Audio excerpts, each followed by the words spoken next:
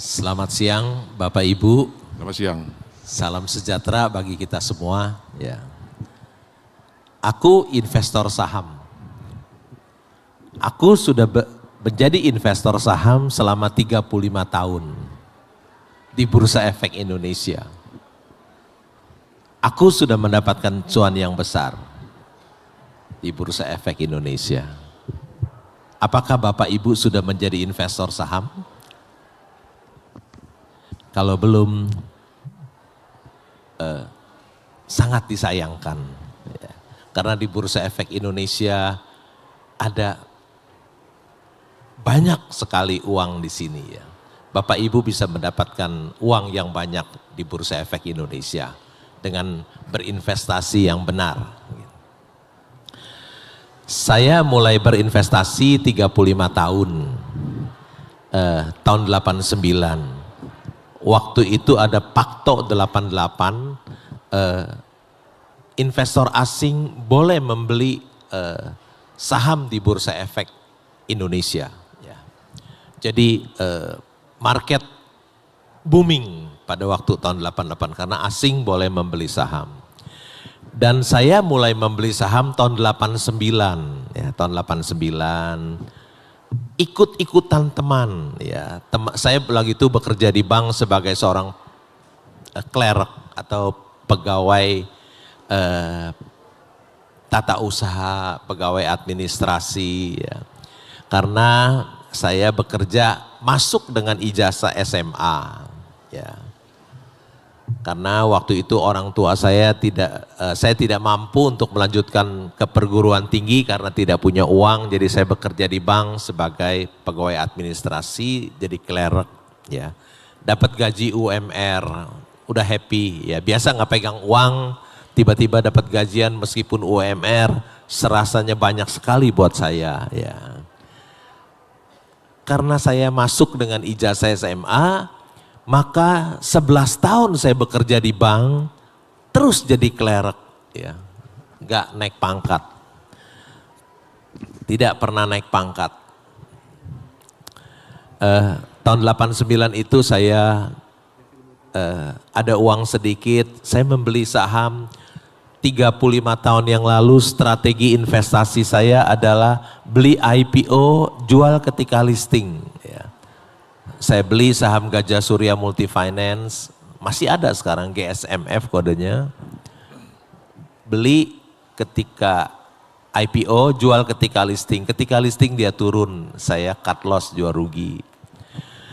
Saham kedua yang saya beli adalah Astragrafia. Ya karena booming itu udah telat rupanya ya. Booming saya masuk udah telat. Beli IPO, jual ketika listing. Begitu listing turun, saya jual lagi, rugi lagi. Tahun 90 ada tight money policy dari almarhum Menteri Keuangan JB Sumarlin ya. Seperti di Amerika, suku bunga naik. Dan tentu saja saham-saham saya terpuruk semuanya. Tahun 90, 91, 92, 3 tahun terpuruk terus. Rugi terus, nggak ada yang untung ya. Tapi beruntung tahun 93 uang ketat itu kembali dilonggarkan. Saham-saham naik, ya saham-saham saya naik dan saya mendapatkan uang cukup banyak ya. Saya dulu nggak punya rumah. Terus ada satu perumahan yang elit di Jakarta Barat yang paling bagus, saya nggak berani lihat karena percuma. Melihat pun nggak bersudi ya, nggak berani ya. Karena lihat kalau demen nggak ada duit juga Pak, jadi nggak berani lihat, percuma sia-sia. Saya lihat tertarik pun saya nggak ada uang beli. Tapi ketika booming, justru yang saya nggak berani lihat itu, justru itu yang saya beli. Dapat keuntungan dari Bursa Efek Indonesia. Kemudian tahun 96 saya terus saham naik terus, saya dapat uang, akhirnya saya berhenti bekerja di bank ya. Saya pikir udah saatnya saya full time jadi investor saja. Tahun 97, 98 ada krisis ekonomi ya. krisis politik, sosial, suku bunga naik sampai 70%, wah saya terpuruk. Uang saya hilang 85%, saham-saham turun ya 85%. Saya sudah tidak bekerja, istri saya tidak bekerja, punya anak 2 lagi ya. Uang hilang 85% karena krisis yang begitu hebat di Indonesia, krisis ekonomi. Tapi saya menemukan wonderful company yang dijual sangat murah sekali, United Tractor. Sisa uang saya masih beli United Tractor ya di 250. Akhirnya di 2004 saya pegang 6 tahun, di 2004 saya jual di 15.000. Itu pertama kali saya dapat uang besar ya. Kalau saya tidak jual, mungkin sekarang sekitar 500-600 ribu, karena waktu saya jual itu di 15.000 itu belum split ya, belum stock split bagi bonus. Kalau saya pegang terus mungkin United Tractor itu udah sekitar 600 ribu yang sekarang 27 ribu ya. Kenapa saya jual? Karena ilmunya belum tinggi ya. Nggak tahan, ada uang banyak takut dia turun lagi, nanti keuntungan itu jadi asap saja hilang. Jadi saya ilmu belum tinggi, takut dia turun lagi jadi saya jual. Ya. 2004, 2008 ada krisis di Amerika subprime mortgage, saham-saham di Bursa Efek Indonesia pun terimbas. Tetapi yang krisis di Amerika, di Indonesia enggak. Jadi kita pulihnya sangat cepat 2008 ya. 2016 saya ada salah membeli satu saham, tapi akhirnya hampir kehilangan uang banyak, tapi akhirnya bisa balik uang saya itu ya. 2016 saya mendapatkan keuntungan cukup banyak di Indika Energi dan Indakiat ya. Saham itu naik dari 100 ke 4, Indika dari 100 ke 4.500 dan Indakiat dari 1.000 menjadi 20.000 ya. Dan saya mendapatkan 2 besar saham itu. Ketika 2020 ya, saham-saham pada turun, IHSG kita di 3.900 sekarang 7.200. Kebetulan saya punya uang banyak ya, kebetulan saya punya uang banyak waktu itu. Karena dari hasil jual Indika, Indakiat belum saya belanjakan, karena ketika saya menjual di harga tinggi tentu yang lain tinggi ya. Dan ketika 2020 saya pegang uang banyak dan harga saham turun, jadi saya membeli saham. Di 2020 itu muncul nama saya jadi pemegang saham terbesar nomor 3 di Gajah Tunggal. Muncul nama saya di Klipan Finance jadi pemegang saham terbesar nomor 3. Muncul di Panin sebagai pemegang saham nomor 2. Muncul nama saya di ABM Investama, Tambang Batubara juga nomor 2. Ya. Bagi saya COVID itu, saham-saham turun di Bursa Efek Indonesia, itu bagi saya adalah hujan emas. Ada hujan emas di Bursa Efek Indonesia dan uang saya semuanya saya dorong semua.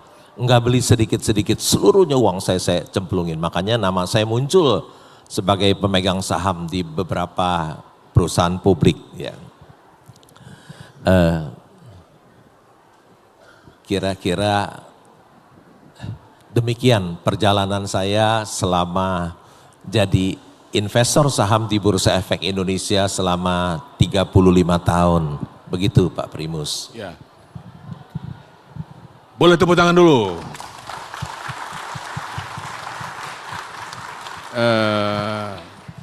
Tadi barangkali ada lupa saham yang membuat Pak Lokeng Hong mengalami lonjakan kekayaan, multi-bleeder, kalau tidak salah? Leader juga pernah Pak. Iya. Oke. Nah, dari pemaparan Pak Lokeng Hong kita tahu, kita dengar tadi bahwa setiap krisis itu adalah time to buy ketika harga saham merontok. Nah kalau sekarang harga jatuh ini sebetulnya bagi investor disiplin dan berjangka panjang ya, investor seperti Pak Loh Keng Hong itu time to buy. Buy low, sell high. Banyak kita rugi karena kita terkena yang orang bilang FOMO itu. Begitu harga saham mulai naik orang kerek-kerek, kita terkena fear of missing out. Takut ketinggal ikut beli, padahal harga sudah mentok, sudah tinggi dan segera turun. Dan terjadilah kita buy high, sell low.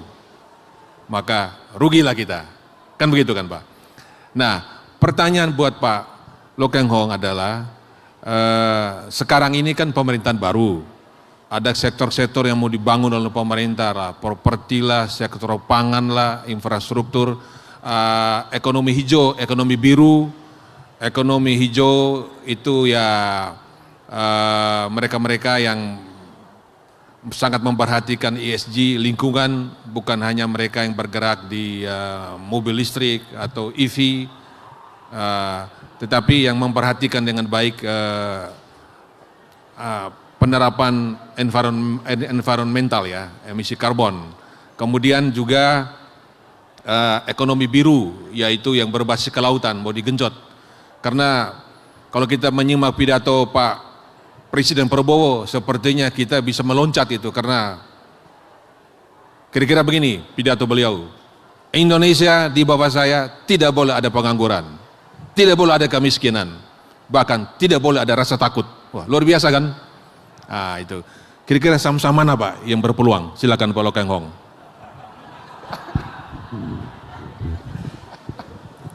Biar ikut kaya juga kita Pak, ikut kaya juga Pak. Saya biasanya memilih membeli saham itu yang pertama saya melihat siapa pengendali perusahaan, ya. Siapa direksi dan komisarisnya. Apakah mereka orang baik dan orang jujur? Ya. Kalau mereka bukan orang baik, bukan orang jujur, orang yang suka mengambil uang perusahaan untuk memperkaya dirinya, tentu saya tidak mau beli. Ya, jadi saya lebih fokus kepada yang mikro. Ya. Jadi kalau si pengendali, direksi dan komisaris bukan orang baik dan bukan orang jujur, saya tidak mau membelinya. Hanya orang baik dan orang jujur yang saya beli saham perusahaannya. Yang kedua tentu saja saya membeli bidang usaha yang bagus. Ya. Ada bidang usaha yang bagus, ada yang bidang usaha yang tidak bagus. Tentu yang saya beli adalah bidang usaha yang bagus. Ya. Yang ketiga yang saya beli adalah perusahaan yang cuannya besar. Perusahaan rugi saya nggak mau beli. Perusahaan yang cuannya kecil saya juga nggak mau beli. Saya hanya beli fokus kepada perusahaan yang cuannya besar. Ya. Yang berikutnya, perusahaan itu bukan hanya untungnya besar, tapi juga growing, bertumbuh dia. Udah cuannya besar, tiap tahun tambah besar, dan tambah besar. Oh nikmat sekali kalau kita punya perusahaan yang untung besar dan tiap tahun tambah besar untungnya. Ya. Kita seperti memiliki mesin pencetak uang. Ya. Kalau kita memiliki mesin pencetak uang, kita bisa ditangkap, ya. Tapi kalau kita memiliki perusahaan yang cuannya besar, sama saja kita memiliki mesin pencetak uang, ya.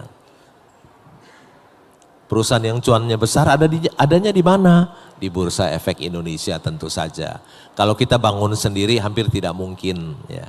Tidak mungkin bisa. Tapi melalui Bursa Efek Indonesia kita bisa memiliki saham-saham perusahaan yang cuannya besar. Yang berikutnya biasanya saya beli perusahaan yang valuasinya murah atau wajar. Ya. Wajar, syukur-syukur bisa dapat yang murah. Ya. Kalau meskipun perusahaan itu bagus tapi valuasinya mahal, tentu saya tidak mau beli. Ya. Biasa saya lihat dari indikator berapa price earning ratio-nya, berapa price to book-nya, yang rendah-rendah. Ya. Saya membuat satu rumus, angka 9, angka keberuntungan. Ya. Belilah saham-saham dengan price earning ratio maksimum 9 kali. price to book maksimum 1 kali. Artinya 9 kali 1 sama dengan 9.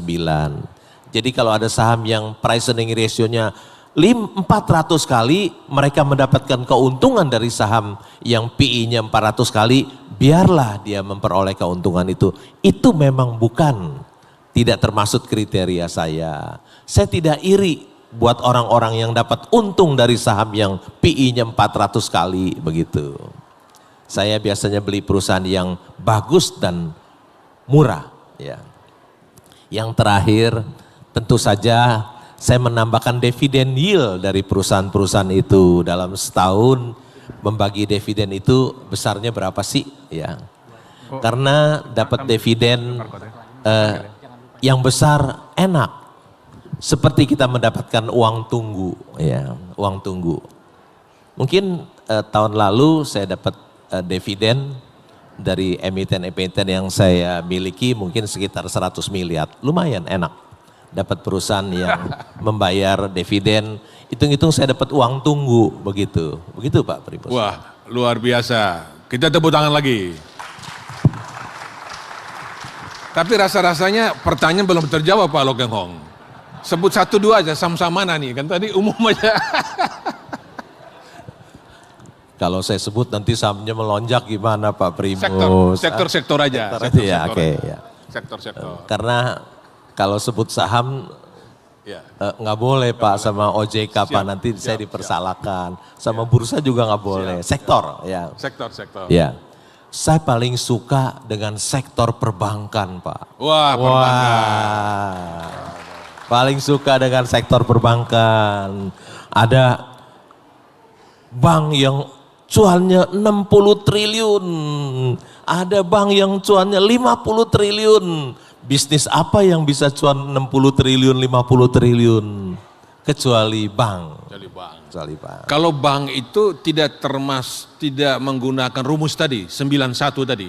Kan ada bank cuannya gede, tapi PE ratio-nya tinggi sekali juga. Ya. Saya ambil bank-bank yang asetnya 200 triliun sampai 350 triliun. Masih price to book-nya masih di bawah 1 Pak Primus ya. Jadi kalau lihat bank yang asetnya 200 sampai 350 triliun, ada 2 menyusul 1 lagi 3, nama saya muncul sebagai pemegang saham 10 besar di sana. Waduh, luar biasa Pak. Boleh tepuk tangan lagi, jangan ragu-ragu. Nah, saya sendiri ada banyak pertanyaan tapi kita dibatas dengan waktu, harus berhenti 15.30 ya. Oleh karena itu saya harus beri kesempatan kepada floor. Dan untuk itu saya diperintahkan minta supaya menampilkan barcode oleh panitia. Tampilkan barcode. Karena si penanya akan mendapat hadiah besar, hujan emas nanti diberi. Sudah, barcode ditampilkan? Oh udah ya, silakan. Saya diminta panitia memang tidak diskriminasi, siapapun tidak tergantung usia. Tapi saya punya prerogatif, saya beri dulu mahasiswa dulu yang Gen Z. Silakan, tangan-tangan silakan. Anda beri mikrofon ke dia, sebut nama dari kampus mana. Berdiri aja Mas, berdiri biar kelihatan. Ya. Selamat siang, saya Irfan.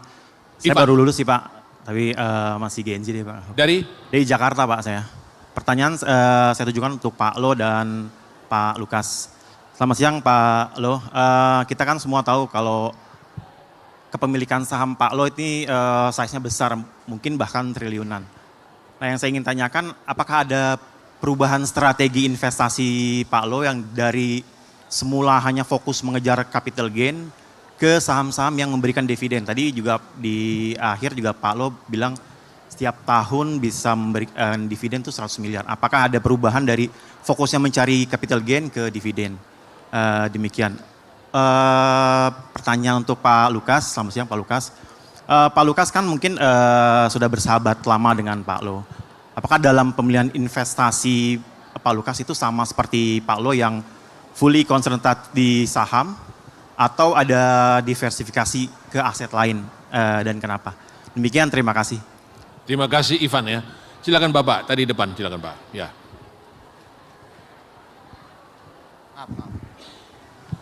Aduh, terima kasih sekali Pak Primus, Pak Lekonghong, Pak Lukas. Nama Bapak? Nama saya Listio Sambono, saya pensiunan dari sebuah BUMN. Nah sekarang saya swing Pak Sambodo. Pak Sambodo, swing trader. Pertanyaan saya itu sederhana tadi seperti Pak Lukas bilang. Kadang saya suka bingung kalau trading. Jadi bingungnya begini, semua udah bagus tadi kayak saham bank bilang bagus, ininya bagus, rasanya bagus. Tapi tiba-tiba kayak ya ada saham yang bank BUMN sekarang papan atas, bagus-bagus. Keuntungannya juga puluhan triliun gitu. Tapi tiba-tiba anjlok. Terus saya tanya analis, saya baca-baca, ternyata gampang jawabannya. Asing lagi ngejual gitu. Jadi kalau lagi naik, asing lagi beli gitu. Jadi sederhana rumusnya, asing lagi jual atau asing lagi beli. Lah saya kan kagak tahu kapan asing beli, kapan asing jual. Nah jadi saya kadang bingung lagi kalau ntar kayak ini saya beli tadi, gue bilang Pak Lukas, wah ini saya borong nih. Ya kalau duitnya masih cukup pelurunya, kalau enggak dari mana? Jangan-jangan ntar diturunin lagi sama asing dijual lagi gitu Pak. Maksudnya gimana caranya Pak menghadapi asing ini Pak? Makasih. Pak Sambodo, terima kasih Pak. Kanan. Nah paling kanan, agak belakang, tengah tuh. Tengah. Ya silakan. Silakan berdiri Anda. Ini antusiasme luar biasa nih. Sebut nama dan kampus. Perkenalkan nama saya Aan, saya dari kampus Universitas Pamulang. Saya ingin bertanya nih kepada Pak Lekonghong ya. Tadi kan Bapak bilang bahwa Bapak ini kan suka dengan saham di sektor perbankan ya. Saya ingin bertanya nih Pak, bagaimana prospek bank digital untuk di masa depan nanti gitu loh. Kan bank digital juga kan bersaing juga dengan perbankan konvensional seperti BBCA, BBRI, BMNI dan lainnya gitu. Sekian dan terima kasih. Ya, terima kasih. Wah, ini luar biasa. Paling depan baju biru, ini perempuan belum nanya soalnya. Silakan. Ya, perkenalkan saya Tias dari PT Dan Bradstreet Indonesia. Dengan siapa? Tias dari Dan Bradstreet Indonesia. Pertanyaan saya untuk ketiga narasumber, tadi kan untuk strategi di 2025 akan fokus ke ESG dan juga ekonomi biru dan ekonomi hijau. Apakah ke depannya perusahaan-perusahaan di Indonesia diwajibkan memiliki sertifikasi ESG dan untuk perusahaan yang sudah memiliki sertifikasi ESG atau berfokus pada sustainability report akan memiliki potensi yang lebih baik dibanding perusahaan yang belum fokus kepada ESG dan sustainability? Terima kasih. Oh ya, bagus. Ini milenial, beri pertanyaan milenial ke depan. Oke, ini Bapak yang di depan ini. Silakan Bapak yang garis-garis ini Pak. Mulai tadi.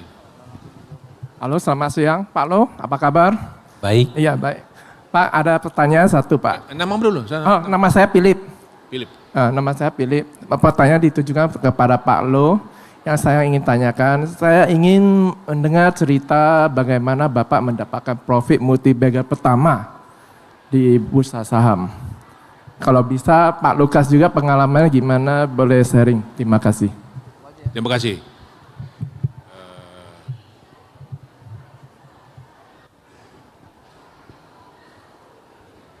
Oke, menurut saya dijawab dulu ya. Takut lupa ya. Dijawab dulu. Silakan Pak Lo, pertanyaannya banyak sekali Pak. Tadi yang dari Ivan tadi, apakah bergeser dari capital gain ke dividen kah? Begitu. Kemudian kalau asing betul semua dari Pak Sambodo semua. Ini kan asing sekarang ikut jangka pendek juga ya. Cepat masuk, cepat keluar juga. Nah itu. Kemudian saham perbankan bagaimana khususnya digital. Tadi kalau dengar tadi bahwa tidak mesti KBMI 4 ya, kelompok bank menurut modal inti 4 bank yang BCA, BRI, Mandiri dan itu BNI, tapi juga ada KBM 32 juga berpeluang ya. Kemudian dari Tias, apakah harus ke depan tuh wajib ESG semua bagi semua korporasi ya, dan bagaimana dampaknya ke saham tentu saja. Silakan Pak Lo lebih dulu, silakan. Banyak pertanyaannya. Yang pertama tadi, apakah saya sudah bergeser dari fokus kepada capital gain, sekarang menjadi fokus kepada dividen, tidak ya. Tetap saya fokus kepada capital gain. Karena misalnya saya beli Indika Energi di 2016 100-an dan 2018 jadi 4.500 dalam 2 tahun. Cuannya kan 4.000% dalam 2 tahun. Kalau kita fokus kepada dividen hanya 10% dividen kira-kira. Ya, tentu saja saya tetap fokus mencari capital gain. Tapi kalau dapat dividen, dikasih dividen ya lumayan. Hitung-hitung dapat uang tunggu begitu. Tetap fokus di capital gain, Pak. Jadi dividen uang tunggu itu? Iya, uang tunggu. Iya, lumayan dapat uang tunggu, Pak. Ya. Silakan Pak Lukas, tadi pertanyaan tadi banyak. Tadi ada satu pertanyaan dari Ivan ya. Jadi saya ini kan kenal Pak Lo tahun 2010.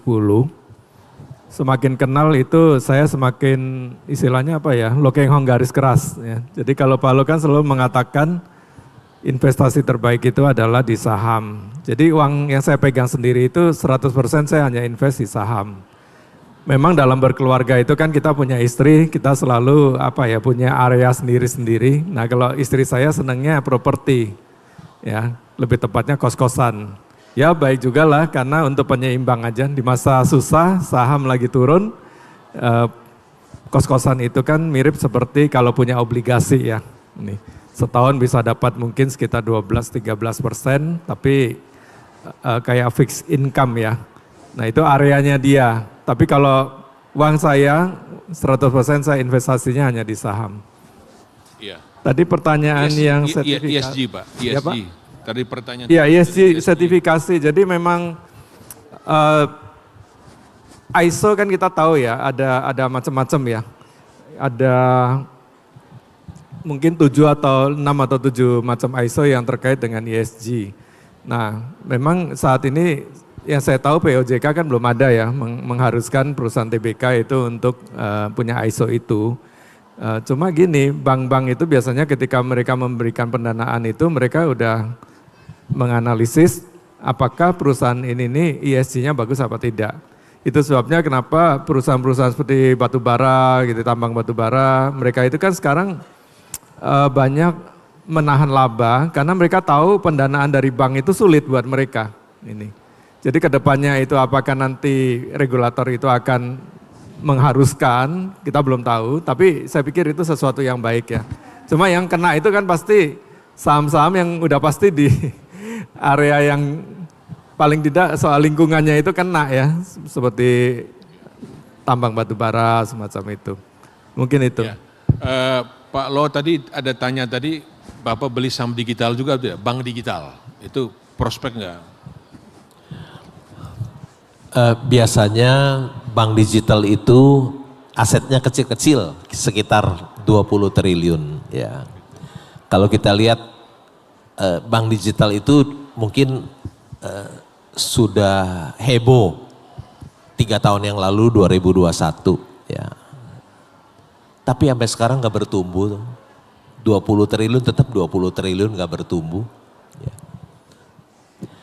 Bank kecil sangat sulit sekali menjadi bank besar. Bank kecil digital sangat sulit sekali menjadi bank besar. Lihat saja sudah 3 tahun, 4 tahun tetap aset nggak bertumbuh. Segitu-segitu aja 20 triliun. Tetapi bank besar sangat mudah menjadi bank digital. Lihat sekarang, bank-bank besar sudah jadi bank digital. Ya. Bank digital sangat sulit sekali menjadi bank besar. Tetapi bank besar sangat mudah menjadi bank digital. Ya, lihat, bank digital tidak bertumbuh, tetap aja asetnya sekitar 20 triliun. Begitu Pak. Ya, barangkali saya sekedar memberikan perspektif tambahan bahwa apapun bisnisnya, end goals-nya adalah nasabah. Dan nasabah itu harus aktif bertransaksi dan transaksinya gede. Jadi kalau bank digital nasabahnya sedikit, susah naik jumlah nasabahnya, transaksinya kecil, maka tidak bisa besar ya kan. Sementara bank-bank besar mereka punya uang, teknologi bisa dibeli. Siapa yang punya uang, dia bisa membuat teknologi. Digitalkan teknologi. Dan dia sudah punya nasabah, tinggal pelan-pelan dikonversi supaya digital, kan gitu kan Pak. Jadi benar dikatakan Pak Lo, kita beri tepuk tangan buat Pak Lo dan pembicara lainnya. Saya lihat ada banyak pertanyaannya, tetapi saya nggak bisa melayani semua. Anggaplah pertemuan siang ini adalah pertemuan untuk men-trigger khususnya Gen Z dan milenial untuk ikut kelas-kelas saham. Kan begitu kan Pak? Pak Lukas punya kelas juga. Pak Lo Keng Hong banyak sekali itu wisdom dia aktif juga di sosmed. Dan saya tanya tadi, bukan saya yang aktif tetapi orang-orang yang men-share ya. Saya gaptek Pak. Gaptek. Jadi saya nggak pernah masukin satupun video di Instagram, di YouTube maupun di TikTok. Itu semuanya orang lain. Nggak ada satupun dari saya karena saya gaptek. Tapi kontennya benar kan? Berarti kontennya benar? Mayoritas benar Pak. Oh, mayoritas Iya. benar. Tapi banyak penipu-penipu juga Pak. Hati-hati itu. Ya, kita sudah sampai di ujung acara. 3 narasumber akan memberikan closing statement. Tetapi bisa nggak ditampilkan itu infografis? Investasi kemana untuk melawan inflasi jumlahnya, itu ada data ini. Ini saya minta dari panitia menyiapkan rata-rata bagaimana kenaikan itu return dalam 5 tahun terakhir. Jika 5 tahun lalu Anda melakukan investasi 100.000, berapa nilai investasi Anda sekarang? Nah, ada emas, ada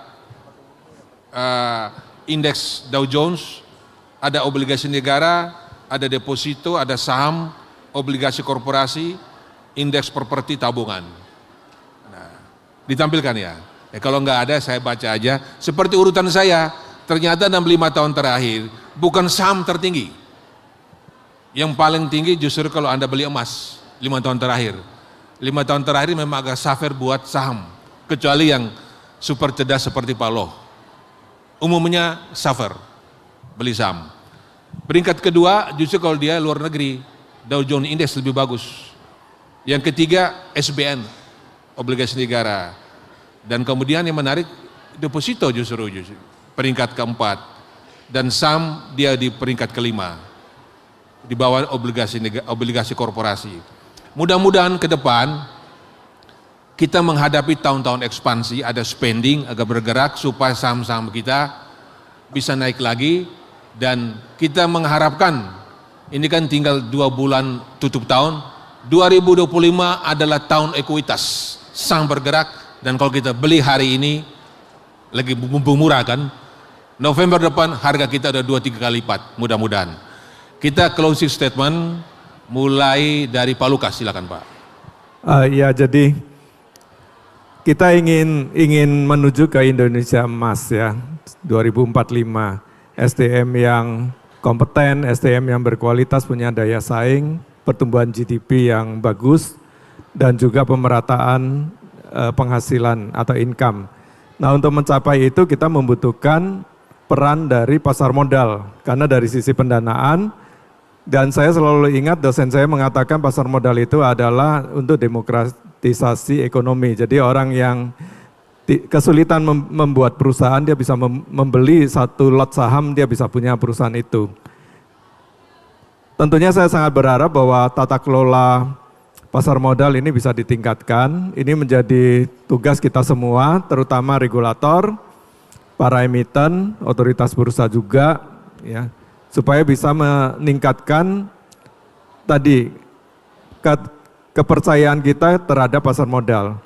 Nah, dari sisi lain, bagi investor, kita juga ingin satu bursa yang fair ya, yang harganya wajar, yang menunjukkan fundamentalnya, bukan bursa yang lebih banyak goreng-gorengannya. Nah, ini yang menjadi harapan kita. Buat investor terakhir, ada 3 hal yang membuat kita bisa sukses. Ya, di sini ada contoh Pak Lo Keng Hong, saya belajar banyak dari beliau. Yang pertama adalah kita harus punya pengetahuan atau knowledge. Yang kedua, kita harus punya skill. Skill ini bisa dilatih terus, jadi jangan berhenti berlatih. Dan yang ketiga adalah jam terbang yang membuat kita menjadi bijaksana. Ya, makanya Pak Lo tuh tiap minggu bersama saya itu membuat kartun yang namanya Lo Keng Hong Wisdom. Jadi knowledge, skill, dan wisdom. Jangan pernah berhenti belajar, jangan mudah menyerah, karena saham itu memang tidak mudah. Ya.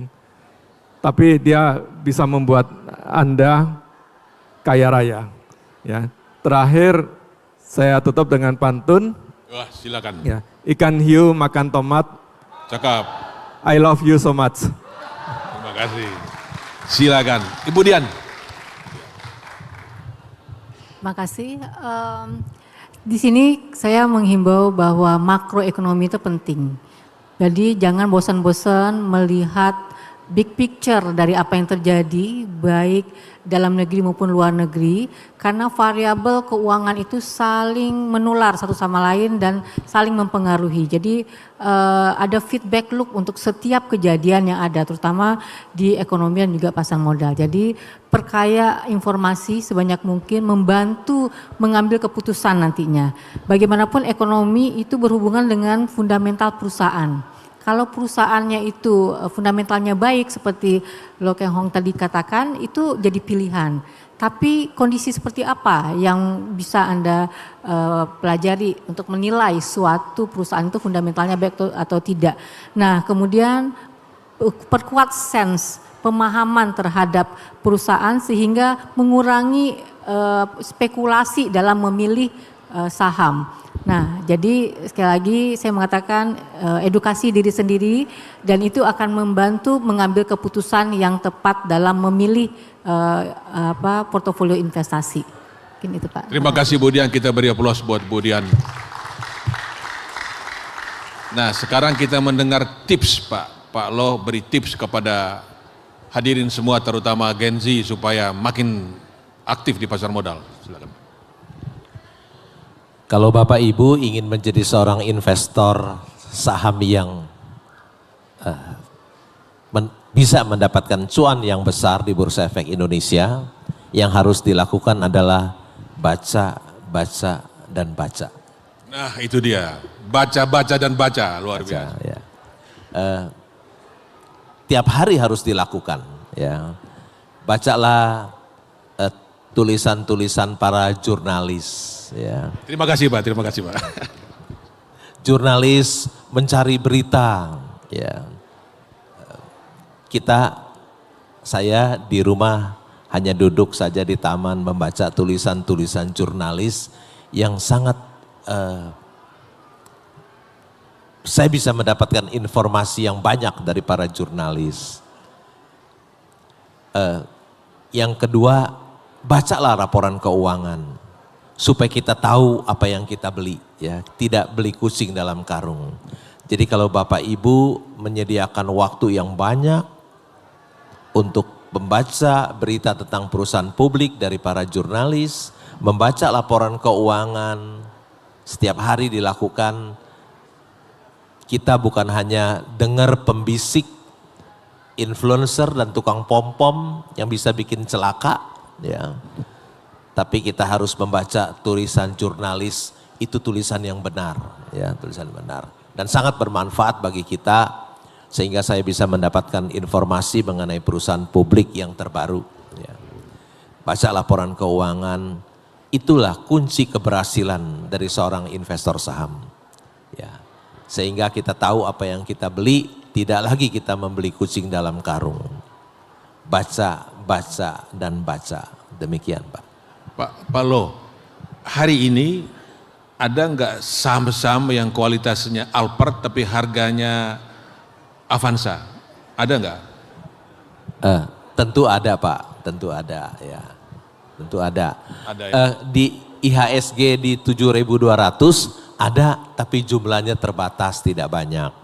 Tapi kalau waktu COVID IHSG 3.900 itu Mercy yang dijual harga bajai itu banyak Pak. Oh iya. Mercy dijual harga bajai di dunia nyata tidak ada. Mercy harga bajai malah? Tidak ada Pak di dunia nyata. Mercy yang dijual harga bajai hanya ada di Bursa Efek Indonesia. Demikian. Nah, tepuk tangan Pak. Nah, tadi Pak Lukas bilang ada kelas Pak Lukas sama Pak Lo Keng Hong. Ikutilah supaya bisa menjadi investor sukses. Dari Pak Loh kita tahu bahwa untuk bisa sukses di pasar modal itu nggak bisa kita pakai tahyul, pakai hitung-hitungan judi, ikut-ikutan nggak bisa. Harus saintifik, membaca karya kami para jurnalis. Terima kasih Pak Loh.